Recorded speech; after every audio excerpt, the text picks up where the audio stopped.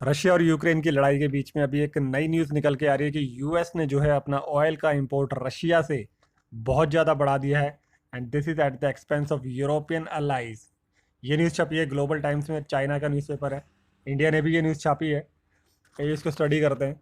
हुआ क्या है कि भाई यूएस से काफ़ी टाइम से जो है यूरोपियन अलाइज को, अपने यूरोपियन कंट्रीज़ को काफ़ी टाइम से प्रेशर कर रहा था कि वो रशियन ऑयल को ना खरीदें, क्योंकि रशिया ने यूक्रेन के अंदर जो है इन्वेड किया है और वो जो है रिस्पॉन्सिबल है वॉर के लिए, वॉर क्राइम्स के लिए। तो यूएस ने इस बीच अपनी खुद की ऑयल सप्लाई रशिया से, जबकि वो सभी कंट्रीज़ को जो है प्रेशर बना रहा है कि वो उससे ऑयल ना खरीदें और उसको फंड ना करें वॉर करने के लिए, उसको पैसा ना दें। इंडिया के ऊपर भी काफ़ी प्रेशर बना रहा था, लेकिन खुद अपनी 43% सप्लाई, ऑयल सप्लाई यूएस ने बढ़ाई है पिछले एक हफ्ते में, ऐसा न्यूज़पेपर बोलता है। और ये 43% कितना है क्वांटिटी में बोले तो ये 1 लाख बैरल है पर डे। ये 1 लाख बैरल वो है जो कि बढ़ी हुई क्वांटिटी है ओवर दी जो ऑलरेडी वो खरीद रहे थे उसके ऊपर। और ये पिछले एक हफ्ते का डाटा है, पिछले एक हफ्ते में पर डे 1 लाख बैरल उन्होंने फालतू खरीदा है। यानी कि टोटल 7 लाख बैरल उन्होंने ज़्यादा खरीदा। अब ये 7 लाख बैरल इतना बड़ा क्वांटिटी नहीं है, क्योंकि इंडिया की अगर बात करें तो इंडिया ने 15 मिलियन बैरल अभी रशिया से खरीदा था, उसके बाद भी वो और खरीद रहा है, नए कॉन्ट्रैक्ट्स भी साइन हुए हैं। 15 मिलियन बैरल का मतलब होता है 1.5 करोड़ बैरल इंडिया खरीद रहा है। तो यूएस से तो इतनी बड़ी इकॉनमी है, उसके लिए 1 lakh per day, 1 lakh barrel per day इतना बड़ा क्वांटिटी नहीं है।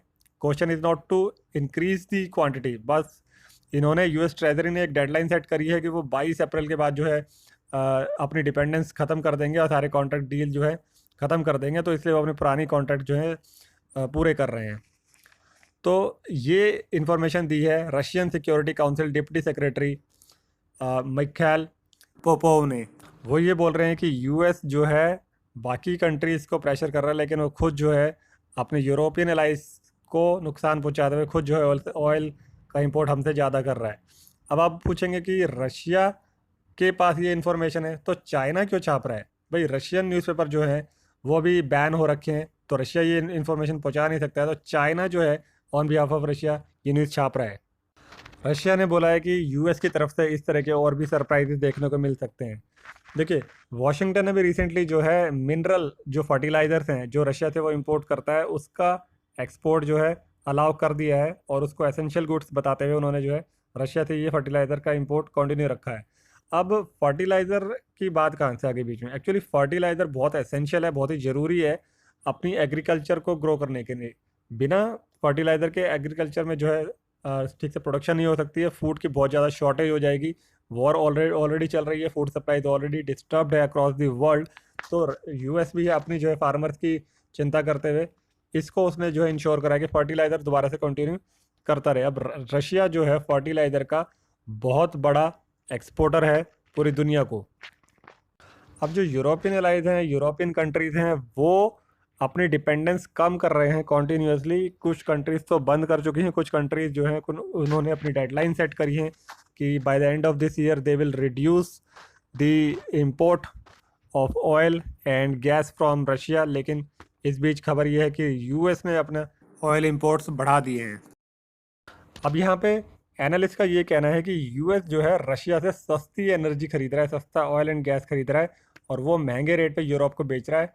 और इससे उसका खुद का जो पर्पस जो है वो सर्व हो रहा है। और इससे हो ये रहा है कि जिस कमोडिटी, जिस कंट्री की प्रोडक्ट की सेल होती है उसके करेंसी की डिमांड जो है बढ़ जाती है, तो यहाँ पे डॉलर की डिमांड बढ़ रही है और यूरो की डिमांड कम हो रही है। इससे उसकी डॉलर की जो जो वैल्यू है वो ग्रो कर रही है, इंक्रीज़ कर रही है, जबकि यूरो जो है वीक हो रहा है उसके मुकाबले। यूरोप जो है यूएस एलएनजी का, लिक्विफाइड नेचुरल गैस का सबसे बड़ा इंपोर्टर है, और ये 65% है यूएस एक्सपोर्ट का।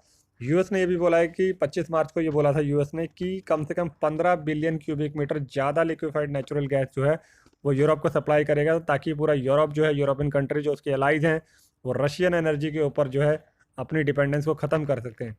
अब इस बीच मिक वेलेस करके एक पार्लियामेंटेरियन है, उन्होंने जो है यूरोपियन पार्लियामेंट में एक स्पीच दी थी, उसका वीडियो उन्होंने ट्वीट करके ये बोला है कि यूरोप को डेफिनेटली अपनी एनर्जी के जो नीड्स हैं वो रशिया के ऊपर से, रशियन एनर्जी के ऊपर से कम करनी चाहिए। लेकिन इसका मतलब ये नहीं है कि वो यूएस की फिल्दी फ्रैक्ट गैस को जो है उस पर डिपेंडेंस अपनी बढ़ाता जाए, क्योंकि यूएस ही एक ऐसी कंट्री है जिसने पूरे वर्ल्ड में सबसे ज़्यादा इन्वेड करा है दूसरी कंट्रीज़ में। There is no other country which has invaded in the other countries more than any other country. तो एनालिस्ट का ये मानना है कि जो बिगेस्ट बेनिफिशियरी है इस पूरे रशिया यूक्रेन क्राइसिस का, वो और बैन जो लगाए गए हैं रशियन ऑयल के ऊपर यूएस के द्वारा, उसका सबसे बड़ा बेनिफिशियरी जो है वो यूएस खुद है, at the cost of its European allies.